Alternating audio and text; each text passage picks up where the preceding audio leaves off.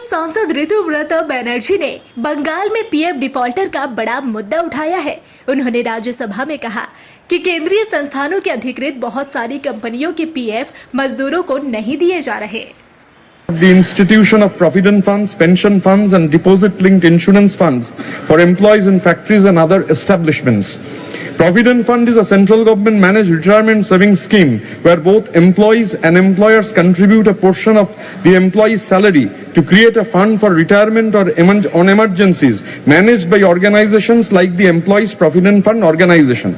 Sir, unfortunately enough, defaults under the EPFO has reached a record high of almost rupees 26,000 at the end of 23-24, marking an increase of 69.3% from rupees 15,254 crores the previous year, according to the official data. The private sector's default on Provident Fund deposits with the EPFO has been constantly on the rise in the last 5 years in an alarming rate. In the private sector, sir, particularly, a large number of employers are not only depositing their contributions only, but also are not depositing the contribution of the employee, which the employers are deducting during salaries. This is a dangerous and alarming trend. In order to ensure stringent measures against the PF defaulters, sir, the concerned state government must have the concrete PF data from the PF offices, which are not happening in reality.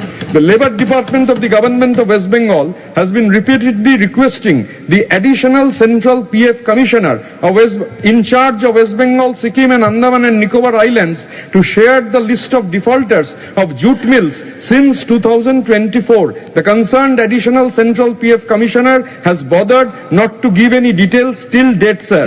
There was a written complaint to the Labour Minister, West Bengal, against a private contractor agency working at Holdia Dock Complex by nearly 1,000 contractual employees of Holdia Port regarding huge PF default. The Labour Department has been sending formal letters to the same additional Central PF Commissioner since August 2023, but till date, no concrete reply has not been received. Naturally, a suspicion of an unholy nexus between the said office and the contractor arises. खबर स्पष्टता के साथ जानने के लिए बने रहिए स्पष्टता न्यूज चैनल पर और स्पष्टता न्यूज चैनल को लाइक, कमेंट और सब्सक्राइब